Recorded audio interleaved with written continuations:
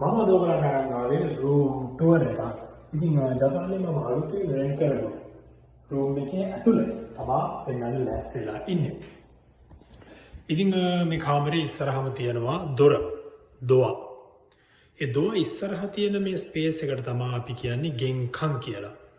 ගෙන්කන්. ඉතින් ජපානයේ කාමරවල ඇතුලේ සපත්තු දාන්නේ නැහැ. ඒ නිසා සපත්තු එහෙම මෙතන ගලවලා තමයි අපි ජපානයේ කාමරයකට ඇතුල් වෙන්නේ. ඉතින් මේක ඇවිල්ලා one room 1K apartment එකක්. ඒ කියන්නේ මේ එක room එකේ ඇතුලේ kitchen, bathroom, toilet වගේම living space ඒ ඔක්කොම තියෙන්නේ මේ එක room එක ඇතුලේ. ඉතින් අපිට මේ දොර ළඟම තියනවා බලා ගන්න පුළුවන් පොඩි space එකක්. ඉතින් මෙතන තමයි washing machine එක තියන්නේ. ඉතින් සමහරක් කාමරවල washing machine එක එළියේ තියන්නත් සෙට් කරලා තියෙනවා. හැබැයි මේ කාමරේ මේ washing machine එක ඇතුලේ තමයි තියන්න තියෙන්නේ.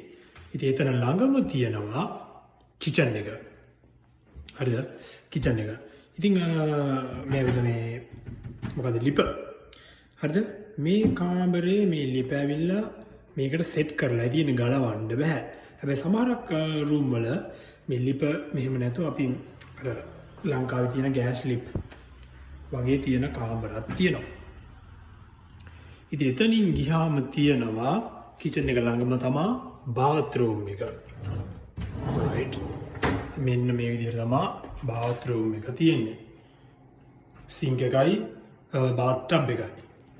ආය කණ්ණාඩියකුයි මොකක්ද මේකට කියන්නේ කන්කිසෙන්. හරිද? එයා මොනවද මේ ඇතුලේ තියෙන වාතය එළියට එන වෙන්ටිලේෂන් එකක් තමයි මේක. සහ වෙන්ටිලේෂන් එක පාලනය කරන රිමෝට් එකක් තියෙනවා.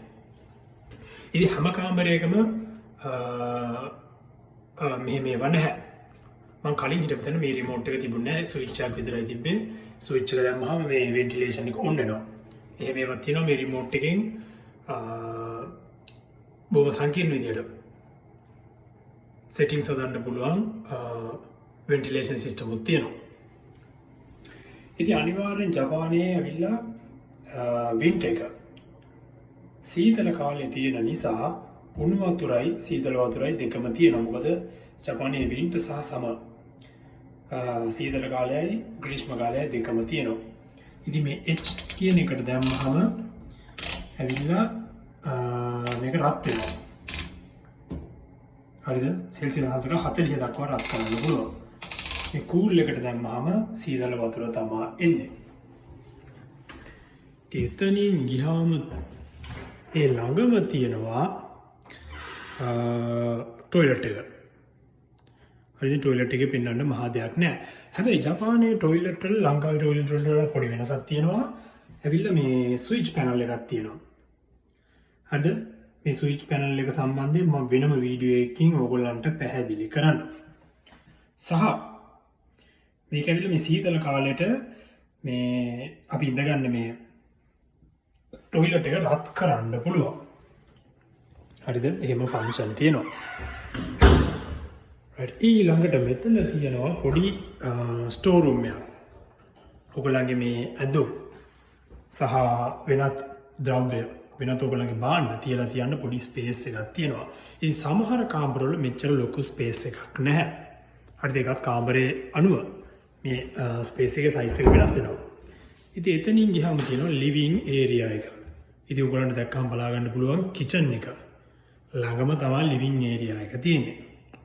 ඉතින් කාමරේට මේක තියෙන මේ හැඩේ වෙනස් වෙන්න පුළුවන්. හැබැයි බොහෝ දුරට සාමාන්‍යයෙන් ජපානයේ රෙන්ට් කරන කාමරවල තියෙන්නේ මෙච්චර තමයි. කිචන් එකයි, බාත්රූම් එකයි, ටොයිලට් එකයි, ඕගොල්ලන්ගේ බඩු දාන ස්පේස් එකයි, ලිවිං ඒරියා එකයි. ඉතින් අනිවාර්යෙන් ජපානයේ ඇවිල්ලා මේ සීතල කාලේ එහෙම නැත්නම් රස්න කාලේ තියෙන නිසා අනිවාර්යෙන් AC එකක් තියෙනවා. එතනින් ගියාම තියෙනවා ජනෙල් දෙකක්.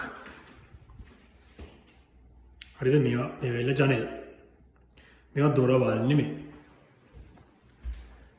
සහ ලයිට් එකක් තියෙනවා.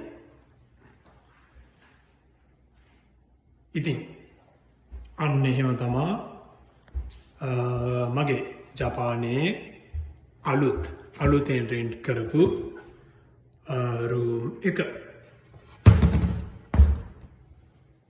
අනිත් ඉතින් කිචන් එකට කිචන් ලයිට් එකක් තියෙනවා. කුස්සියේ බඩු දාන්න පොඩි ස්පේස් එකක් තියෙනවා. සහ පිහි රඳවනයක් තියෙනවා.